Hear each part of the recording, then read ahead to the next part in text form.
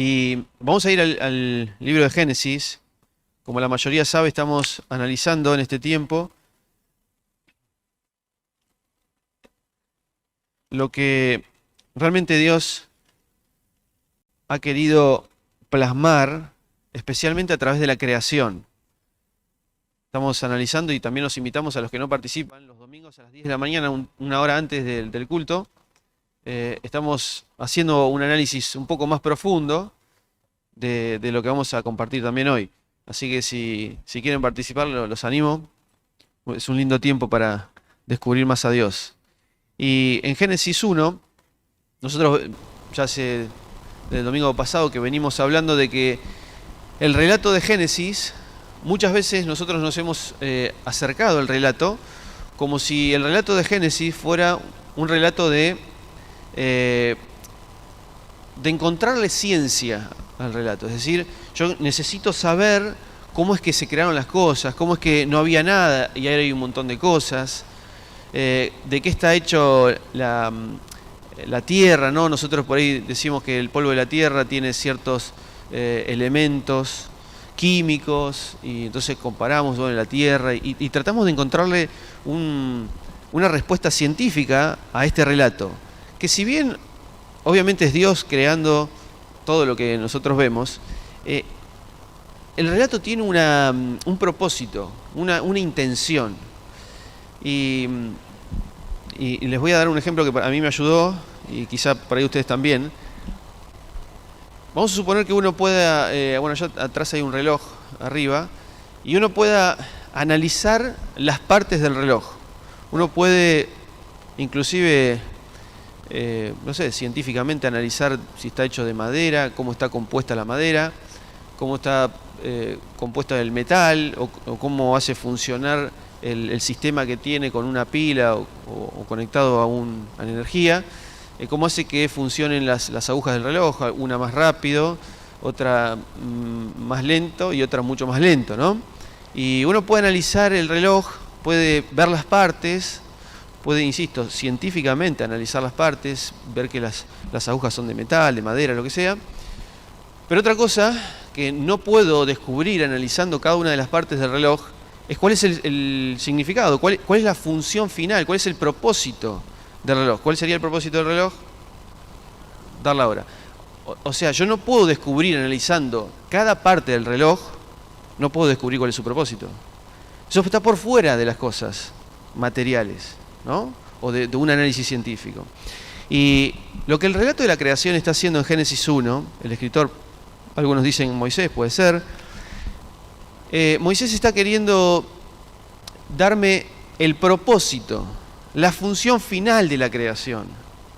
No está intentando analizar las partes de la creación, no quiere analizar que la luz es una energía de fotones y ondas que llegan. No le interesa eso a Moisés. Inclusive no tiene el dato. De hecho, Dios podría habérselo revelado, pero no fue la intención de Dios hacer un análisis de las partes de la creación. ¿Me siguen? Ahora, sí, Moisés tiene una gran intención detrás de esta descripción, que nosotros leemos en Génesis 1, que es dar el propósito, el para qué está esto. Es decir, la hora. Moisés no quiere analizar el reloj, no le importa cómo está compuesto el reloj, pero sí me va a decir que el reloj fue creado para dar la hora. Y la creación fue creado para un propósito. Y eso es lo que nosotros estamos analizando en este tiempo, ¿no? Descubrir el propósito real o más profundo que, en este caso, Moisés, inspirado por Dios, o el escritor de Génesis, quiso darnos. Entonces vamos a ir a Génesis 1 y vamos a leerlo. Y vamos a leer los primeros versículos.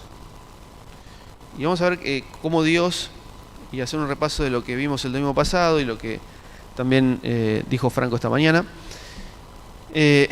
Muchas, o mejor dicho, las cosmovisiones o cosmologías, la cosmología es cómo veo yo el universo y la creación del universo, ¿no? Cómo estas cosmologías que tenían los antiguos egipcios, babilonios, los sumerios y demás, tenían un relato similar al que nosotros vemos en Génesis 1. Entonces Moisés, o el escritor, teniendo en cuenta esta percepción que ellos tenían, describe Génesis 1.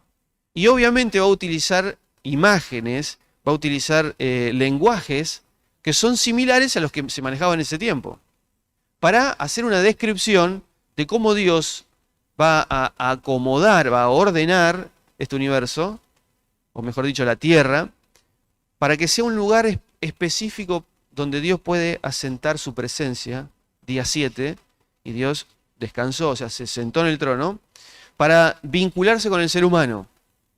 Esa es la hora, ¿no? Ese es el propósito final, acomodar este espacio llamado Tierra para que Dios y el ser humano se puedan vincular.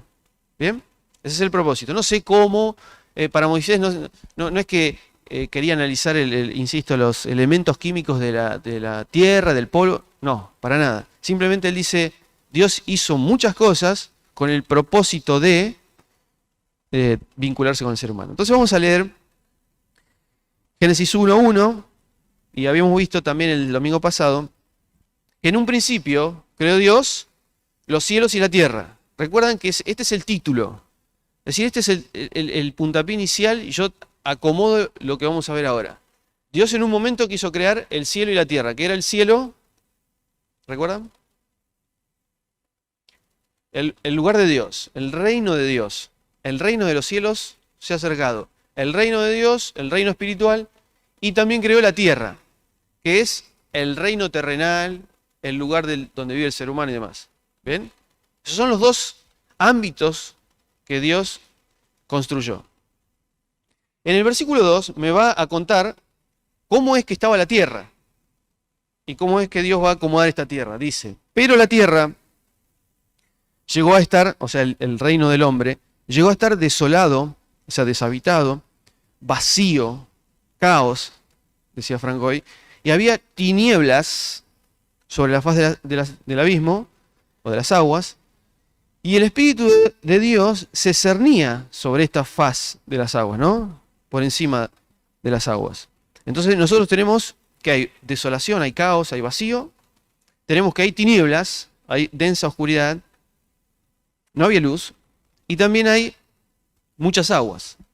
Entonces nosotros lo que vemos, que también compartió Carlos el domingo pasado, es que estos son obstáculos. Es decir, si yo quiero colocar una tierra, un espacio donde Dios se pueda vincular con el ser humano, tengo algunas cosas que me están molestando, que no se pueden.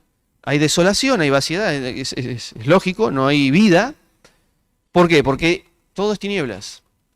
Las tinieblas, como lo vamos a ver ahora, que ellos, los hebreos y las personas que estaban en el antiguo cercano oriente, tenían un concepto de que las tinieblas eran una fuerza, eran una entidad que obviamente molestaba. Y también había muchas aguas, eso lo explicó muy bien Frank hoy, las aguas como ese lugar amenazante, ese lugar donde yo no puedo vivir. Las profundidades del mar son inhóspitas, nadie puede vivir en el mar, ¿verdad? Por eso necesito un lugar seguro, la tierra, donde ahí sí puedo estar bien y puedo relacionarme con Dios. Entonces, lo inmediato que viene después de este relato me dice, verso 3, entonces dijo Dios, o sea, la condición de la tierra ya la sabemos. Ahora Dios dice, mi versión dice, haya luz. Y hubo luz.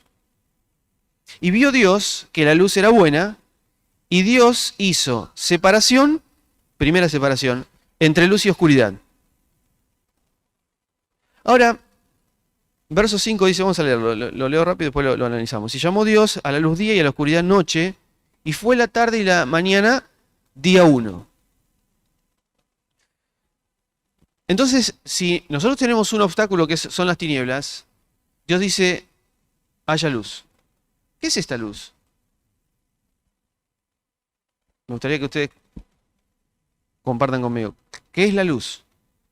¿Cuál es la luz? ¿Cómo? El sol, el día, el orden, Cristo,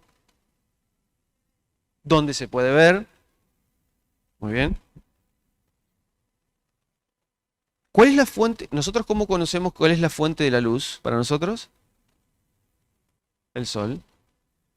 ¿Cuándo fue creado el sol? El cuarto. El cuarto día. Si el sol fue creado el cuarto día, para nosotros es la fuente de luz, que es la luz que aparece en Génesis 1:3.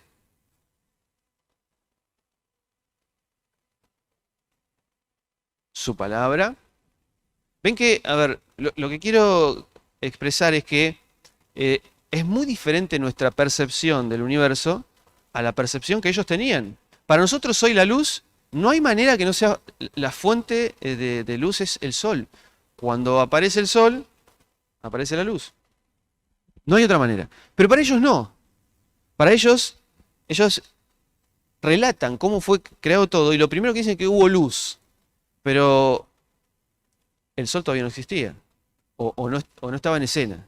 Aparece en el día 4. Entonces,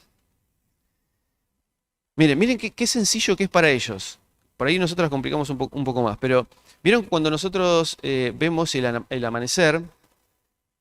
De hecho, ahora falta poquito para que en Semana Santa siempre tenemos esta costumbre hace un tiempito de ir al río, a ir a orillas del río, y ver juntos el amanecer. Y cuando nosotros vemos el amanecer, ¿hay luz? Sí, ¿verdad? Bien, un resplandor. ¿Nosotros vemos al sol cuando vemos la luz? No, al principio no. Es decir, nosotros vemos primero luz y después aparece el sol. ¿Por qué? ¿Por qué ocurre esto? ¿Cómo? Porque amanece, sí. Pero digo, ¿por qué nosotros vemos la luz primero? Y, claro, ¿por qué ocurre esto de que nosotros vemos la luz, pero todavía el sol no aparece? Porque la Tierra es redonda. Ahí está, tan sencillo como eso, ¿no? Exacto. Entonces la Tierra es redonda y obviamente que todavía nosotros no lo vemos en el horizonte al sol, pero sí vemos el resplandor. Los hebreos o los antiguos personajes del cercano oriente les pasaba exactamente lo mismo. Ellos ven primero luz y después aparece el sol. Entonces ellos dicen, la fuente de luz no es necesariamente el sol. ¿Me siguen? Porque ellos hicieron la cuestión lógica. Ellos ven primero luz y después ven el sol. Entonces no pueden asimilar que exclusivamente la luz viene o proviene del sol. ¿Me siguen? Porque ya apareció antes que apareciera el sol. Entonces, en este relato, es lógico que ellos obviamente pongan que algo apareció antes y después está el sol. ¿Mm? Ahora, pero todavía no podemos responder qué es esta luz que aparece en el día 1. ¿Qué es esta luz? ¿Qué piensan? Muy bien, o sea, Jesús es la luz del mundo. Entonces vamos a decir esto. Jesús es la fuente de luz. ¿Dónde vemos esto? ¿Dónde vemos que Jesús es la fuente de luz? Sí, pero ¿en el principio y en dónde? ¿Qué no va a haber en el nuevo cielo y en la nueva tierra? Porque Jesús no va a haber sol ni luna, porque Jesús es el que alumbra, es la lumbrera. O sea que la fuente de luz, más adelante, va a ser exclusivamente Jesús. ¿Bien? Entonces nosotros podemos decir que la fuente de luz es Dios, es Jesús mismo. Contestaron bien. Pero en este relato, ¿qué me quiere decir? Porque dice, haya luz.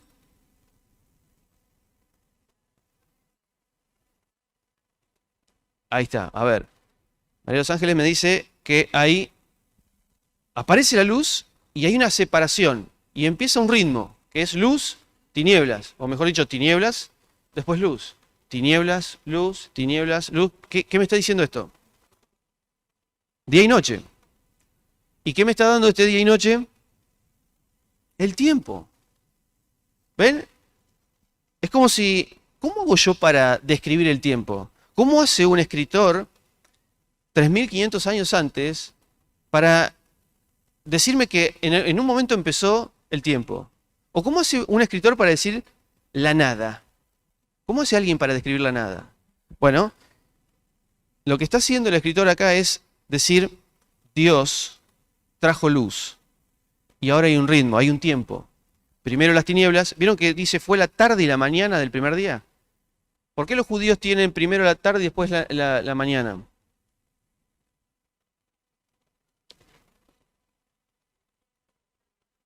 Para ellos el día empieza cuando baja el sol. ¿Por qué?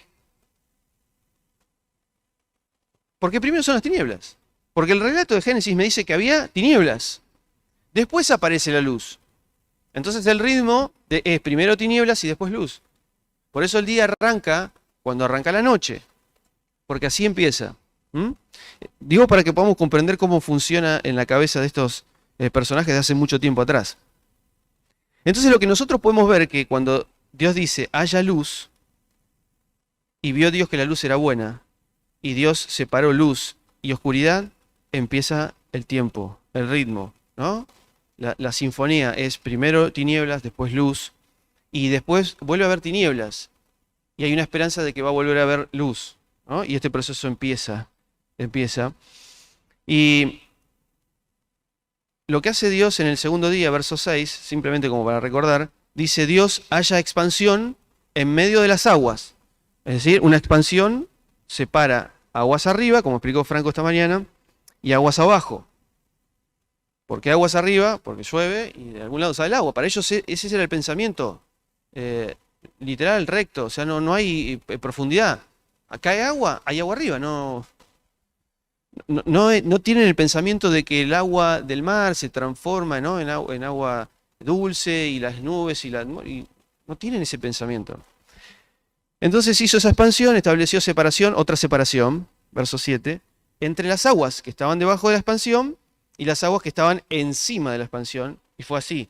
Y llamó Dios a la expansión de arriba cielos, y fue la noche, la mañana, día 2. ¿Bien? Y el tercer día, ahí vemos nosotros que es Dios sacando, dice, reúnanse las aguas de debajo de los cielos en un solo lugar y muéstrese lo seco. ¿No?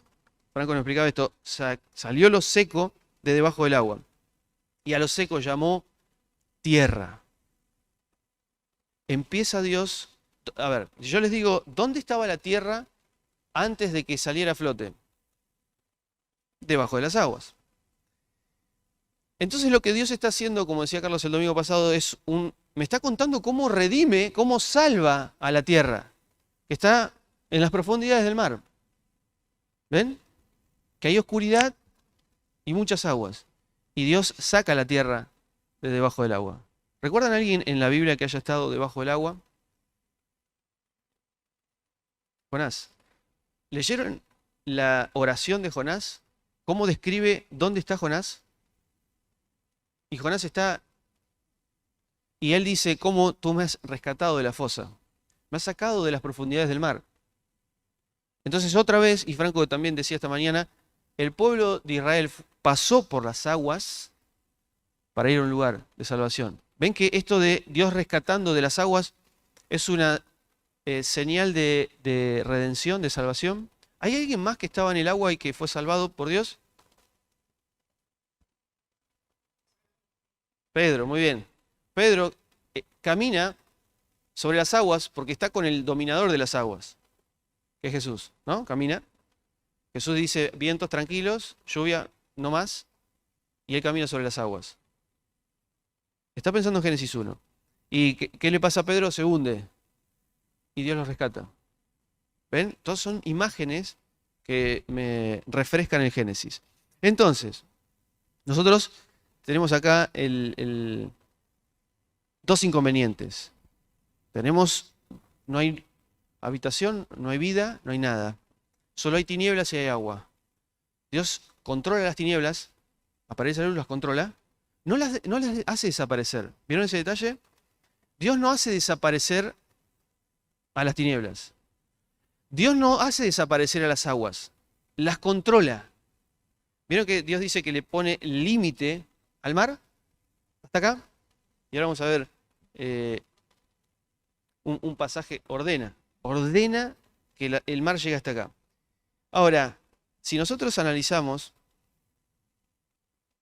qué es lo que, miren, vamos a Apocalipsis 21, rápido, y qué es lo que no va a haber, ahora sí, desaparecen, en el nuevo espacio que Dios va a ordenar para estar con el ser humano.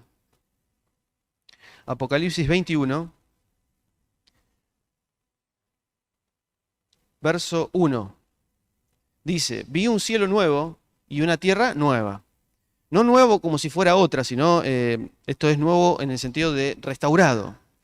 Porque el primer cielo y la primera tierra pasaron, y el mar no existía más. ¿Por qué no existe más el mar? Porque no... A ver, si el mar es esa imagen de amenaza, del lugar donde no podemos, que yo no puedo vivir, ese lugar inhóspito, en el nuevo cielo no va a haber mar. ¿Y qué no más va a haber? Capítulo 22.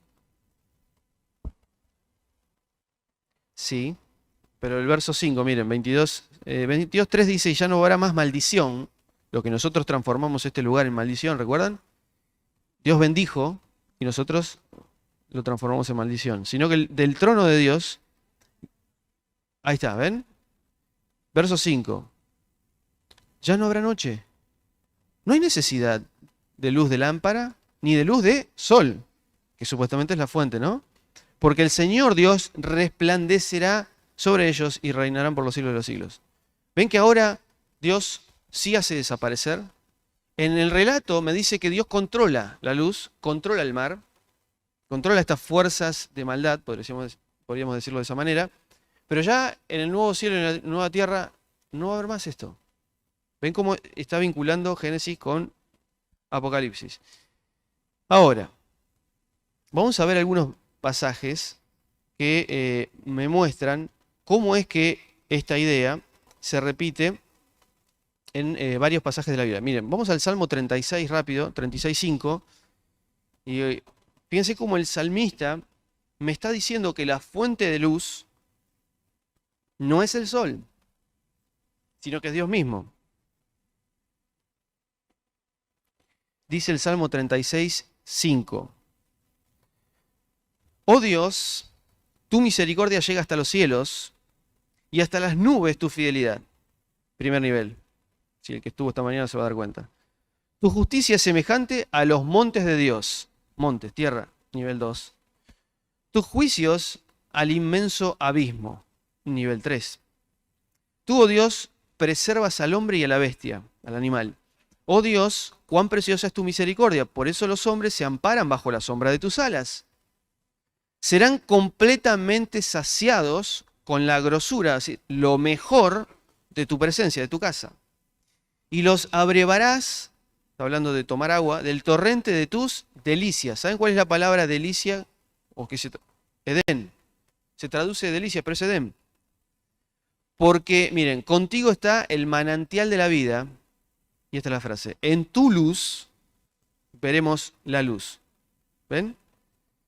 Dios es la fuente de luz. Y porque Él determina que haya luz, es que nosotros podemos ver. Por eso el concepto es, no hay manera de que yo pueda vivir en tinieblas. Por eso Dios coloca el tiempo, la luz. Y un detalle interesante que en Génesis 1:14 dice, no lo buscan, se los leo yo. Cuando Dios crea el sol y la luna, dice, y Dios dijo, que haya luces en el firmamento que separen, otra vez separen, el día de la noche, que sirvan como señales de las estaciones, de los días y de los años, y que brillen en el firmamento para iluminar la tierra, porque ese es el lugar, la tierra. Y sucedió así. Dios hizo los dos grandes astros, el astro mayor para gobernar el día y el menor para gobernar la noche. ¿Por qué dice gobernar? Quizá en otra versión dice enseñorear. ¿Por qué dice gobernar?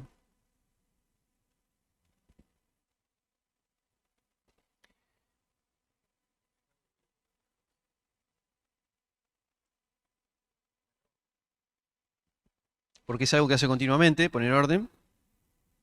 ¿Qué más? ¿Por qué dice que el sol va a gobernar? ¿Qué es lo que gobierna el sol?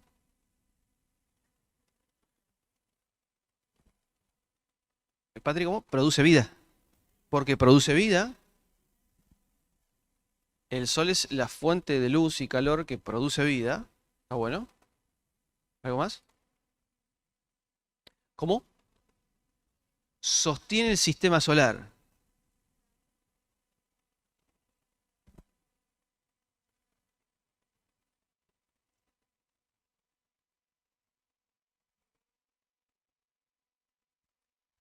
Belén me está diciendo de que puede ser una alegoría de que el sol está haciendo referencia a Cristo como el sol de justicia y demás, que la Biblia va a nombrar muchas veces el sol. Yo creo que puntualmente, esta es mi opinión, no está haciendo referencia a Jesús en este pasaje, pero sí está haciendo referencia a que Dios es el que delega autoridad. Si yo te digo que vos gobernás, te estoy dando autoridad. El sol es el que tiene la autoridad para determinar cuándo se termina el día. Y la luna tiene la autoridad para determinar cuándo se termina la noche. Es eso lo que quiere expresar el pasaje. Por eso dice enseñorear. Dios, la fuente de luz, que es Dios, delega autoridad al sol. Bueno, la luna obviamente es el reflejo de este sol, ¿no?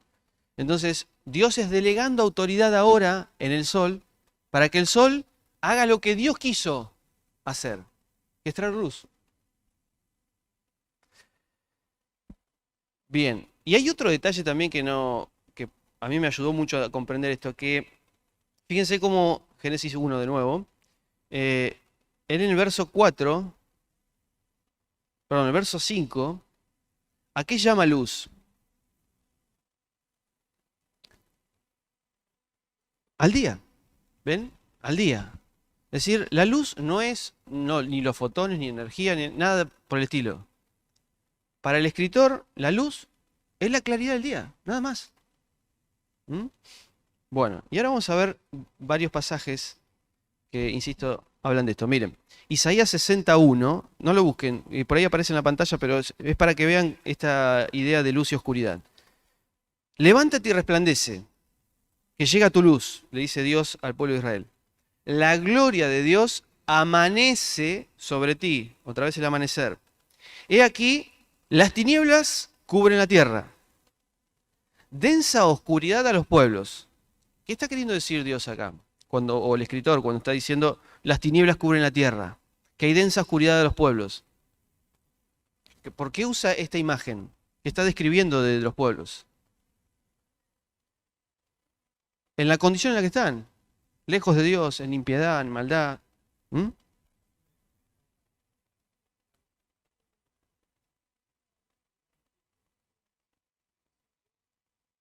Exacto. El hermano dice que, claro, la oscuridad, nos dimos cuenta nosotros que la oscuridad en sí no es algo en sí mismo, sino que es la ausencia de luz. Ausencia de Dios, esa es la condición del pueblo. Eso es lo que está queriendo decir el escritor Isaías, ¿no? Tinieblas cubren la tierra. No es que es de noche siempre, sino que así es la condición en la que está el pueblo. Y dice, pero Dios se levanta sobre ti y en ti será vista, la luz me permite ver, su gloria. Las naciones serán guiadas por tu luz, le dice al pueblo de Israel. Porque ustedes son luz y sal. ¿Entienden el concepto en Mateo? Ustedes son luz porque ustedes iluminan a Dios. Y los reyes por tu amanecer esplendoroso. Venga, acá habla de un amanecer. Mateo 4:16 dice, y esto es previo al Sermón del Monte, el pueblo asentado en tinieblas vio gran luz. ¿Ven cómo usa tinieblas, que es un estado en el que están las personas? Y los asentados en región y sombra de muerte, una luz les amaneció. Esto es Mateo escribiendo. Segunda de Corintios 4 dice algo parecido. En los cuales el Dios de este mundo cegó, esa es la idea de la oscuridad, cegar la mente de los incrédulos, para que no les resplandezca la luz del Evangelio, de la gloria de Cristo, quien es imagen de Dios. Porque no nos predicamos a nosotros mismos, o sea, la luz no es para nosotros, sino es para iluminar a Cristo. sino a Jesús como Señor y a nosotros mismos como siervos vuestros por causa de Jesús. Porque el Dios que dijo, resplandezca la luz en las tinieblas, Génesis 1, es el que resplandeció en nuestros corazones para la iluminación del conocimiento de la gloria de Dios en la faz de Cristo.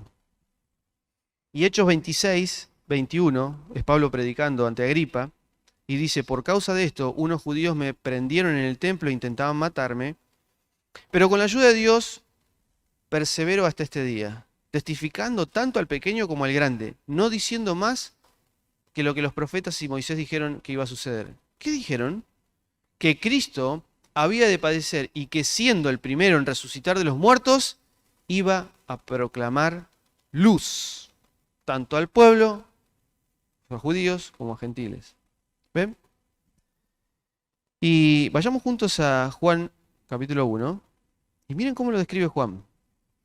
Y esto es exactamente Génesis 1. Juan capítulo 1.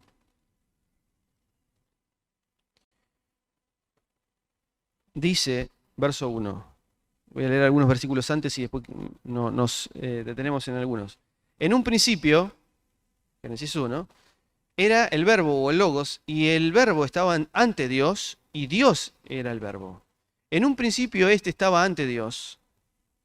Todas las cosas por Cristo fueron hechas, y sin él nada de lo que ha sido hecho fue hecho. En él había vida. Y miren lo que era la vida. La vida era la luz de los hombres.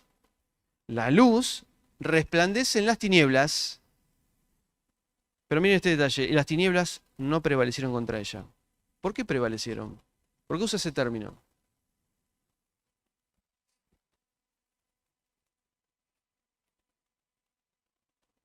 ¿Qué no pueden?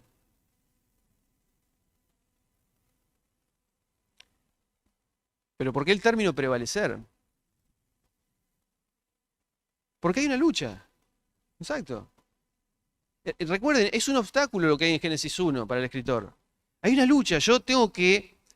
¿cómo puedo controlar las tinieblas? Yo no las puedo controlar, pero Dios, que es la fuente, que es el que tiene todo el poder, ¿recuerdan las 10 plagas? Había uno que era la noche también, ¿no?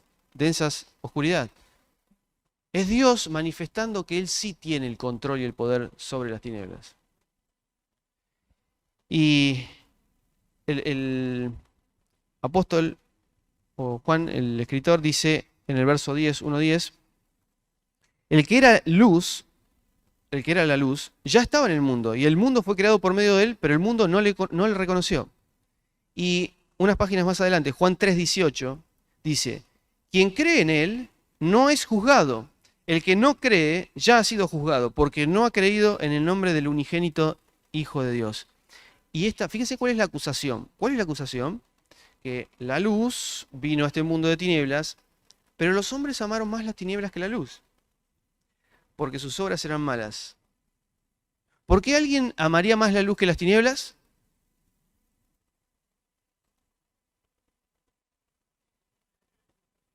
¿Por qué? Porque se quiere esconder, porque sus obras son malas. No las quiere cambiar porque obviamente viene la luz, los ilumina y manifiesta nuestra condición. Nos deja expuestos. Pero como yo sé que mis obras son malas, voy a ocultarme de la luz. No quiero, por eso amo más las tinieblas que la luz. Y termina diciendo, verso 20, porque todo el que practica lo malo aborrece la luz y no viene a la luz. Claro, para que sus obras no sean expuestas. Pero el que practica la verdad viene hacia la luz para que sea manifiesto que sus obras son hechas en Dios. Las obras son hechas en Dios, no en uno, en Dios.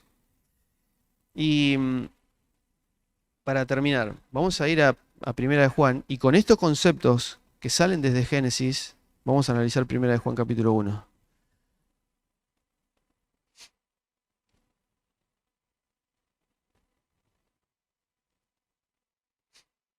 Dice Primera de Juan capítulo 1, verso 1.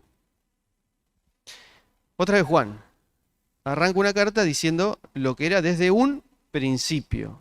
Lo que hemos oído, lo que hemos visto con nuestros ojos, lo que hemos contemplado y palparon nuestras manos acerca del verbo de la vida, porque la vida fue manifestada y la hemos visto, y damos testimonio y os anunciamos la vida eterna, la cual estaba ante el Padre y nos fue manifestada, la luz. Lo que hemos visto y oído os anunciamos para que también vosotros tengáis comunión con nosotros. Y nuestra comunión verdaderamente es con el Padre y con su Hijo, Jesucristo. Estas cosas os escribimos para que nuestro gozo sea cumplido. Este es el mensaje que hemos oído de Él y os anunciamos. Dios es luz, Él es la fuente de luz. Y en Él no hay ninguna tiniebla. Y ahora vamos a descifrar qué quiere decir con estos versos del 6 al 10. Dice, si decimos que tenemos comunión con Él y andamos en tinieblas, mentimos y no practicamos la verdad. ¿Qué es andar en tinieblas?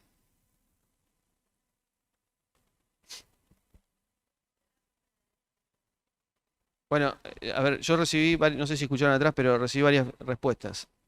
Andar en pecado, no andar en luz, la esclavitud del pecado, ¿qué más? ¿Qué es estar en tinieblas?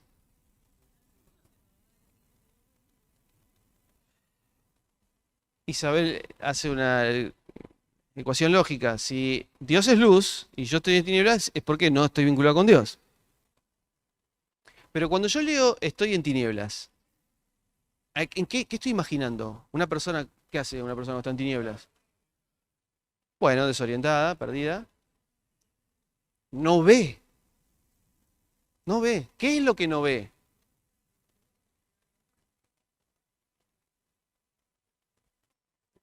Un montón de respuestas. Pero según Primera de Juan, ¿qué es no ver, estar en tinieblas? ¿Qué no está viendo?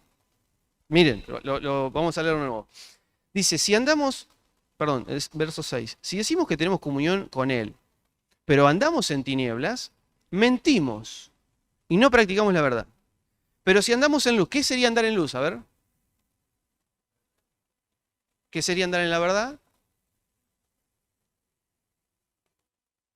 En comunión con Dios, unidos a Cristo. ¿Cómo? ¿Algo de palabra? Obedeciendo su palabra. Bueno, ahora vamos a ver qué quiso decir Juan cuando dijo, pero hay gente que anda en la luz. Dice, pero si andamos en la luz, como Él está en la luz, tenemos comunión unos con otros. O sea que andar en luz me permite tener comunión unos con otros. Y la sangre de Cristo nos limpia de todo pecado. ¿Por qué? Perdón, ¿no me dijiste que si estábamos en luz es porque estábamos bien? ¿Por qué me dice que tengo que pedir perdón por mis pecados?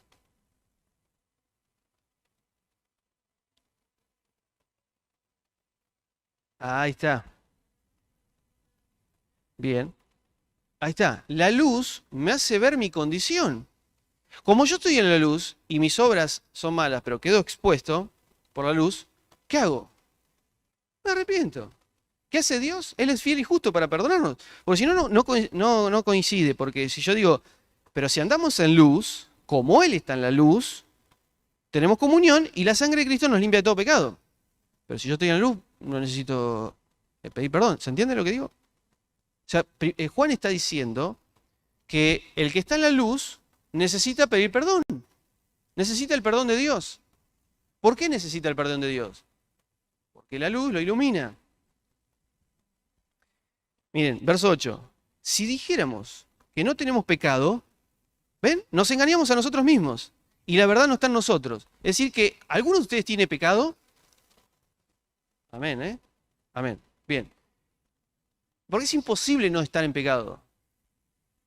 Porque eso es lo que está diciendo. Hay dos personas, una que ve su pecado y hay otra que no ve su pecado. Pero las dos están en la misma condición.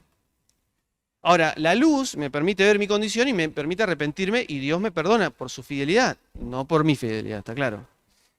Entonces el verso 9, si confesamos, y este es el versículo que siempre conocemos, es que si confesamos nuestros pecados, Él es fiel y justo para perdonar nuestros pecados y limpiarnos de toda maldad. Entonces, si decimos que no hemos pecado, lo hacemos mentiroso. ¿A quién? A Dios. O sea que Dios me dice que sos un pecador. Porque yo digo que no tengo pecado, le estoy haciendo a Él mentiroso. Pero el problema no es solamente reconocer mi pecado. El problema es, o decir que yo soy un pecador, sino que es decirlo, dolerme por esa situación y arrepentirme. Ese es el final. Pero para que todo esto ocurra, ¿qué necesitamos? Luz. Por eso, cuando Dios me está relatando en Génesis 1, de que hay un mundo en oscuridad y Dios rescata la tierra de ese lugar, me está hablando de una condición. En esa condición, la luz no puede resplandecer. O mejor dicho, la luz resplandece y las oscuridades retroceden. Aparece la luz. Por eso el relato de Génesis 1 es un relato de redención, de rescate, de sacar lo que está en tinieblas y en lo profundo para estar en la luz. Y la luz produce vida. Porque el día 3 es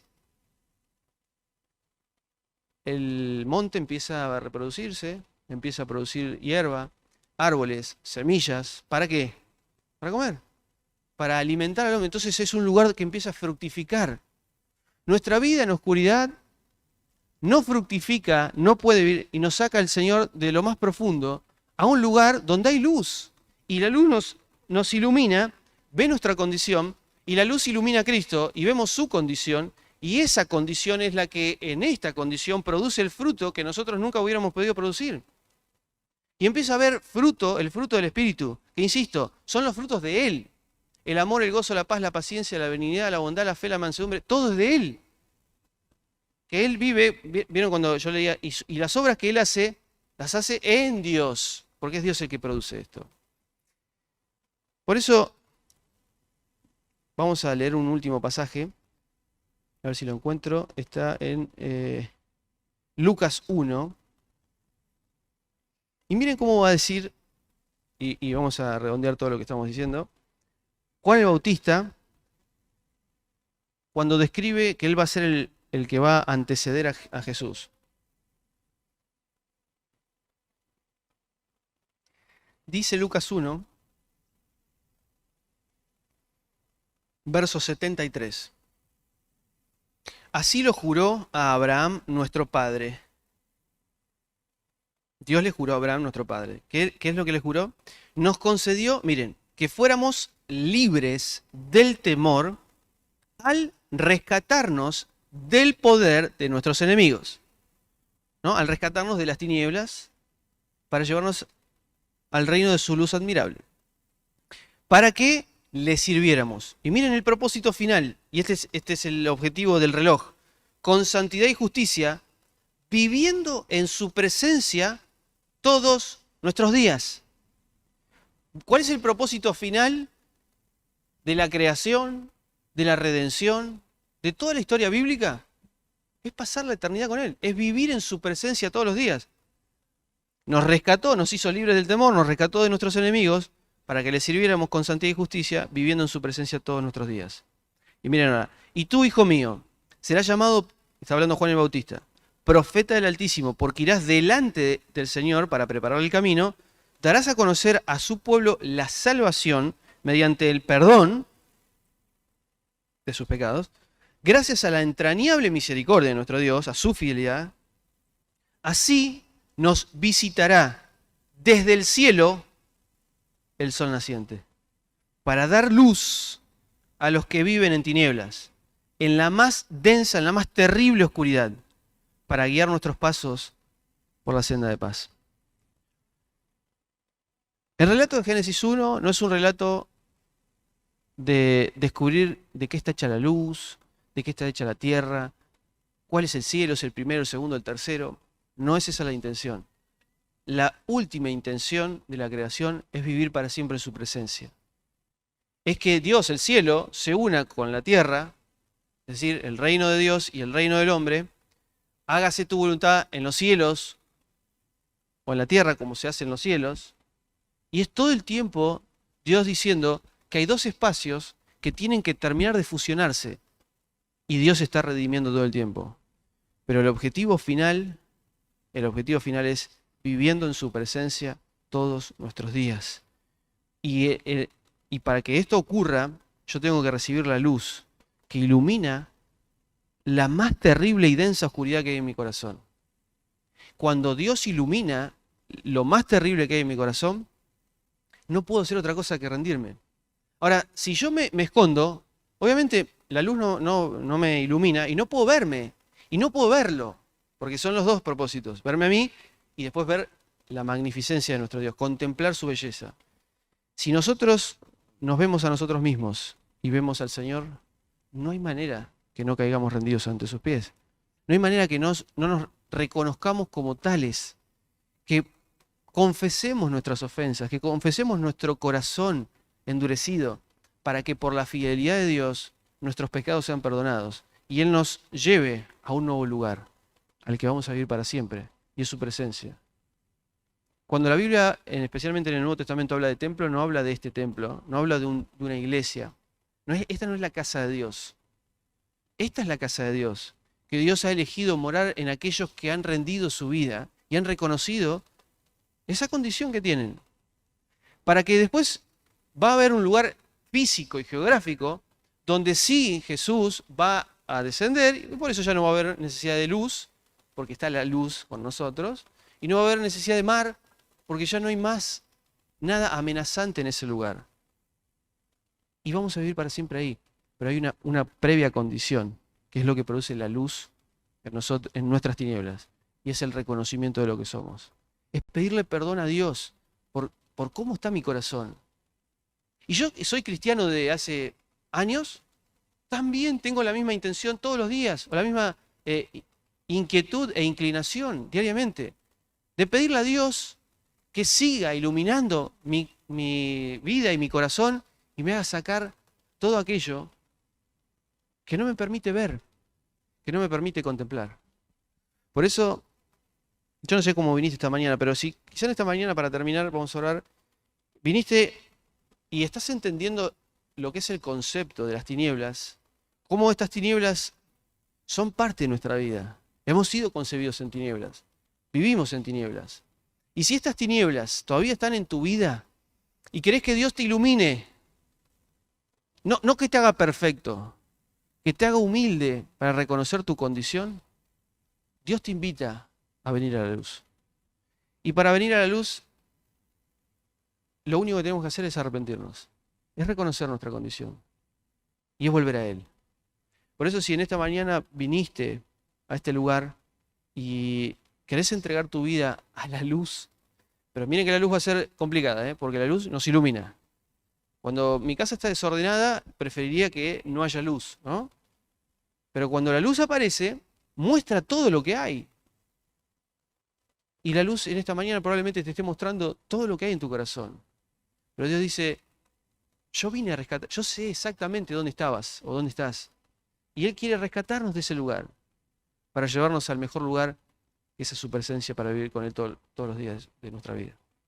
Si querés hacer esta oración para entregar tu vida a la luz, puedes repetir esto que voy a hacer ahora conmigo en voz baja, para entregarle tu vida a esta luz. Señor, en esta mañana me rindo. Entiendo que tu luz llega hasta lo último de mi corazón. Y esa luz lo que hace es iluminar mi condición. Y puedo ver mi condición y realmente es así, estoy en tinieblas. Tengo malos pensamientos, tengo pensamientos de querer quitarme la vida, tengo pensamientos de querer sacar a una persona del medio porque no la soporto más. Quiero que esa persona desaparezca. Señor, tú estás iluminando mi vida y estás viendo la perversidad que hay en mi corazón. Mi corazón es tremendamente malo. Está continuamente buscando cosas que obviamente van en contra tuya. Señor, necesito que ilumines. Y ahora que me iluminás y puedo verme, quiero arrepentirme. Quiero pedirte perdón. Quiero que tu luz sobrepase y controle las tinieblas que hay en mi vida. Quiero que la sangre de Cristo derramada en la cruz del Calvario me limpie de todo pecado. Te necesito, Señor. Necesito que hagas lo que vos solamente podés hacer, controlar toda mi maldad. te invito a vivir a mi vida. En el nombre de Jesús. Y mientras todos seguimos orando, no sé si hay alguien en esta mañana que ha hecho esta oración por primera vez. Me gustaría que me levantes la mano, nadie te está mirando. Si hiciste esta oración por primera vez, ¿hay alguien que la hizo? Dios te bendiga. ¿Alguien más? Dios te bendiga. Qué bueno. ¿Alguien más que haya hecho esta rendición a la luz? ¿Alguien más? Dios te bendiga. Muy bien. Qué bueno. Bienvenidos a la luz. Y oramos para despedirnos. Señor, qué bueno es poder entender que tú eres un Dios que está por encima de todas las cosas. Realmente tú tienes el poder de todo. Y como tienes el poder de todo, estás controlando lo que puede ser una amenaza para nosotros. Tú estás por encima de todo esto. Las tinieblas te obedecen, el mar te obedece. El mar, las olas que manifiestan esta arrogancia de este lugar que parece que nos pasa por encima, tú le pusiste límites. Señor, ¿cómo no adorarte? ¿Cómo no rendirnos ante esta majestad? ¿Cómo no contemplar semejante majestad? Señor, gracias por esta mañana, porque hemos, desde Génesis, un relato que nos ha sido un poco difícil de comprender, tú has traído luz y tu luz nos ha iluminado. Y te ha iluminado a ti, que eres la fuente de luz. Tú eres la luz. Señor, gracias por manifestarte a nosotros. Te bendecimos y te honramos en esta mañana en el nombre de Jesús.